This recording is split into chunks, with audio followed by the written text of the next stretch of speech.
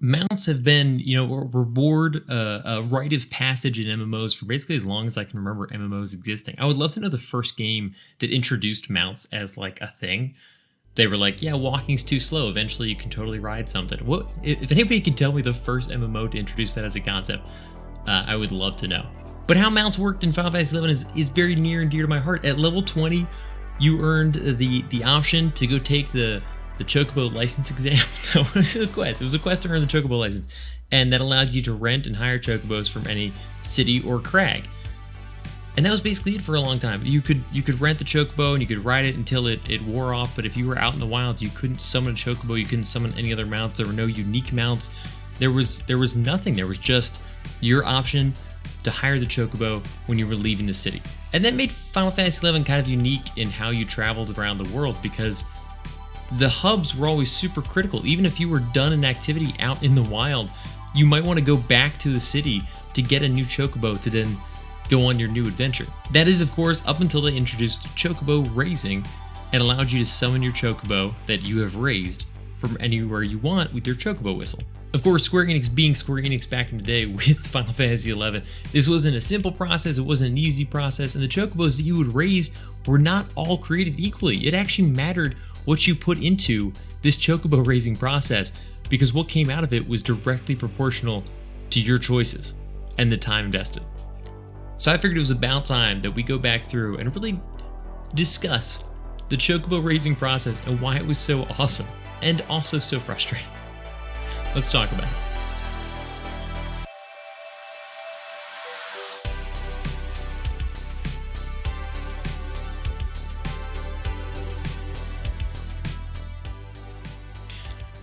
So I had to pull up the old FFXI Encyclopedia, but the funny part is when I raised my Chocobo, it was basically when the process came out. So I knew some bare bones details that people had sort of figured out, and kind of my goal was to raise my Chocobo to be as fast as possible, because I heard that you wouldn't necessarily have a Chocobo that was as fast as a normal Chocobo. So you would summon your Chocobo in the wild, and like running next to somebody who summoned theirs from town, you'd like be slower, you'd fall behind. And that was my only goal, was how fast can I get this Chocobo to be? But there's really a lot to this, and I kind of wish I'd paid more attention to it, and that maybe some of these details had been known at the time. So let's talk about it. So yeah, they introduced the Vanadil Chocobo Society, which allowed you to help to raise your own Chocobo. And it took months. I swear it took me at least a month to go from hatched egg to fully grown Chocobo. They're saying it could take like 1 to 3 months. But yeah, so you get your egg. Apparently there's a couple different ways to do this. There's a quest. You can breed them with other Chocobos, which I never did. Did you guys ever breed Chocobos? I think that's how you got all the cool different colors. And then apparently there's merchants that sell some eggs as well. I don't remember that existing at the time. I'd love to know when this merchant arrived, but it'd be hilarious if it was just always there. But yeah, I feel like the initial quest was how everybody kind of got their egg to start having Chocobos. But yeah, like it says here, depending on which stables you're raising at, doesn't really matter. The process is always the same. Visiting your Chocobo and applying different, I think there's like events, we'll get to it in a second, would change the attributes of your fully grown Chocobo by the time it was done. So the kind of care that you provided resulted in a different Chocobo. And some of this doesn't even seem, it's like so complex that I can't imagine it was important for anything. Let me know if you were really into Chocobo raising, and especially Chocobo breeding, and where that got important. Eventually, Chocobo races became a thing, and I feel like that was a critical element of this. But at the time when it came out, I think it was just for the wild, like running around in the wild. But apparently, your Chocobo may obtain special abilities. I didn't get crap, or maybe this is because I never raised my Chocobo. Maybe it does have special abilities. I feel so bad. Never even gave him a chance. But yeah, it starts out and you're kind of incubating the egg. And then in like a few days, it's like 4 days, then it finally pops out.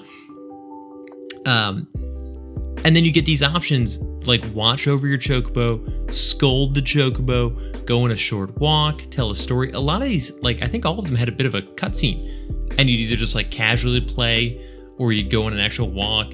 Tell a story is kind of funny. Go on a longer walk, compete against others, or go on a Oh, long walk. Oh, there's regular walk, short walk, and long walk. And you set up this schedule of what you want, how you want the chocobo to be taken care of. It's like, look at this. It is super complicated.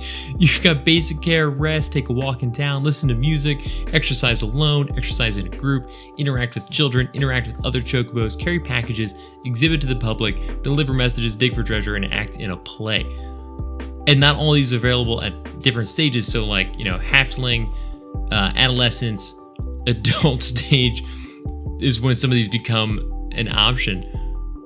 And I think I just slammed. I was like, you're going to exercise every day. You're going to exercise constantly. You're walking. We are racing. That is all you're going to do. Because we didn't have these charts and this description of how all this worked at the time. Maybe I would have changed my process. But I do think you couldn't necessarily do everything in a row. Like, you did have to let your poor chocobo rest, I believe. You couldn't just say, run till you drop. Because eventually they're like, I won't run anymore, Dad. You're the worst dad ever. But there was always like a different process of how. So this is what I was looking for. The care plans. I just wanted strength. Endurance, I think, is how long you could ride on your chocobo. Discernment, I do think was important for chocobo digging. Let me know if you ever raised a chocobo purely for chocobo digging. I never found chocobo digging to be profitable, so I kind of gave up on that whole venture. But I'd love to know if you did, and if raising your own chocobo was a huge part of that. Receptivity, affection, energy, and payment are interesting. Payment's a weird one.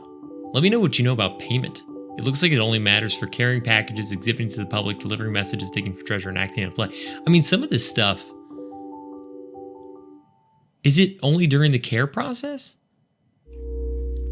So, can you use your chocobo to like earn money?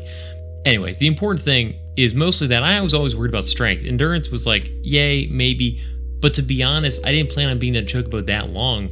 I only had to be on it as long as I needed to get where I was going as fast as I possibly could. My only focus was strength.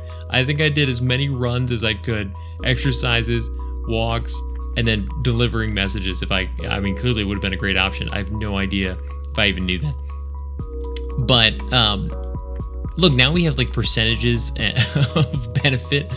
This is hysterical. I had no idea how any of this worked.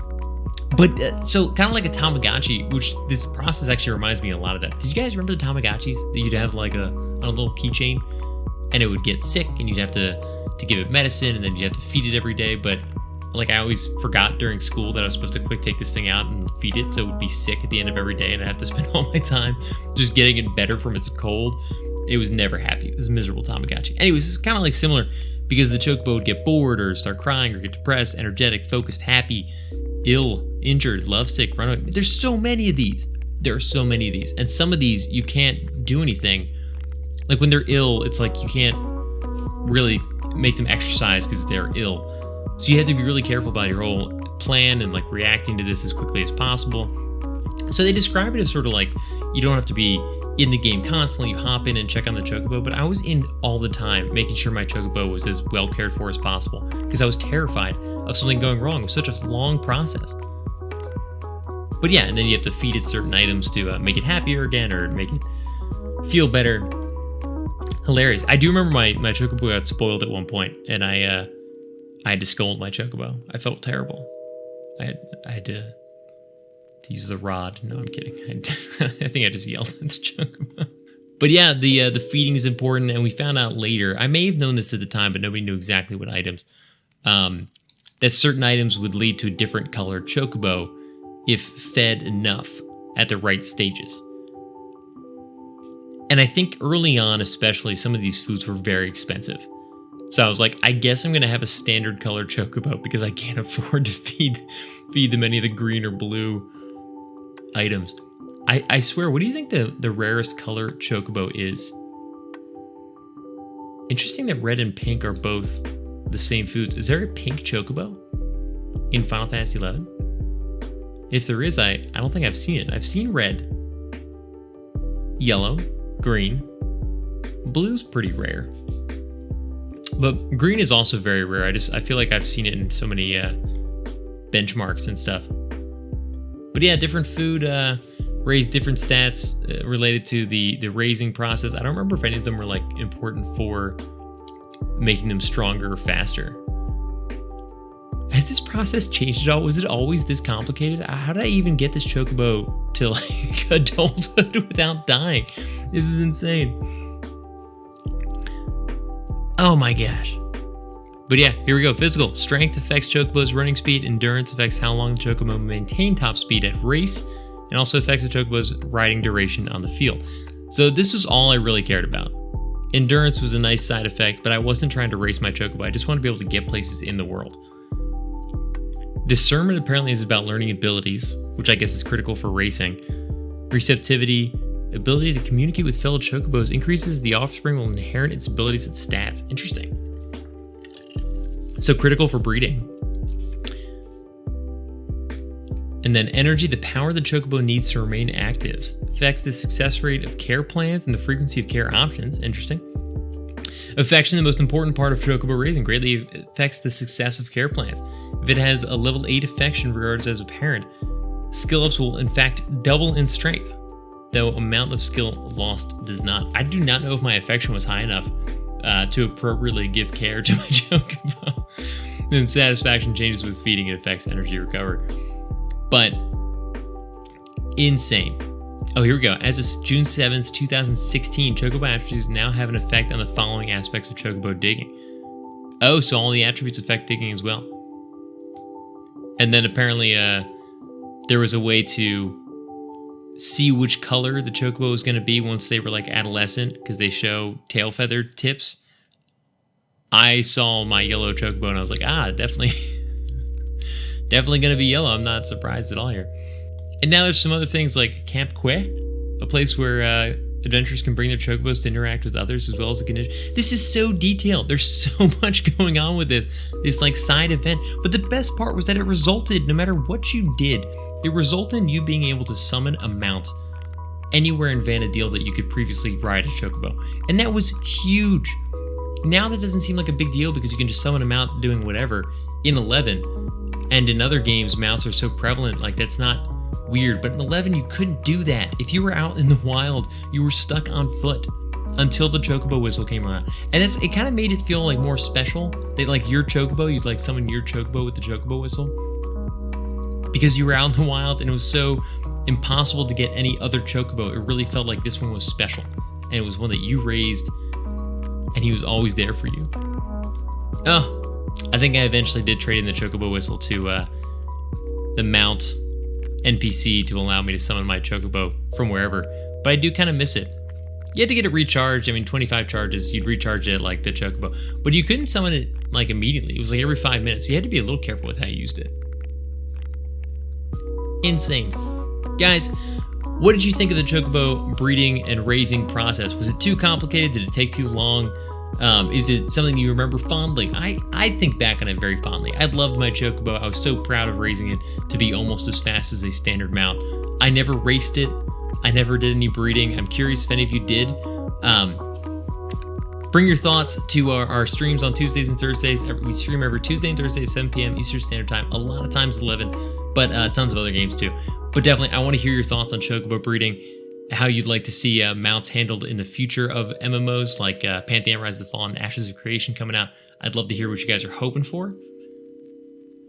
Maybe it's more like a 14 or WoW style where you can summon the mount wherever and it's not a big deal. Or maybe it's Classic 11 where a mount is a rare benefit.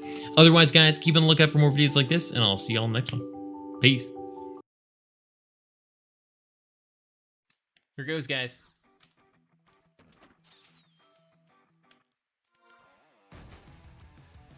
There they go. There they go. I love the parachuting goblin. The most amazing thing in the game.